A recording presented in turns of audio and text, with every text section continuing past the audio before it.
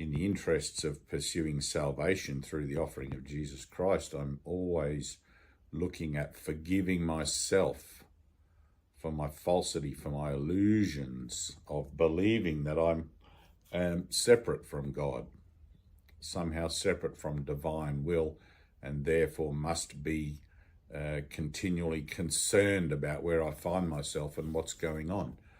And there can be no peace in the mind if that's the way I'm operating.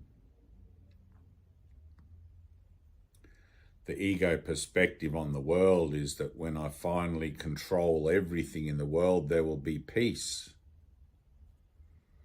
which is hopeless and pointless. If you could live continually for the next trillion years, you probably still wouldn't be able to do that.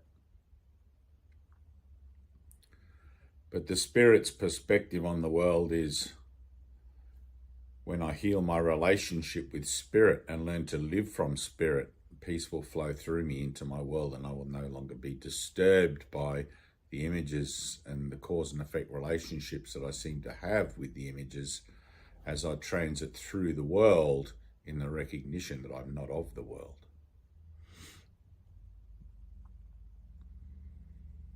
And the mind will flip-flop back and forth between yes, but what about this? And yes, but what about that?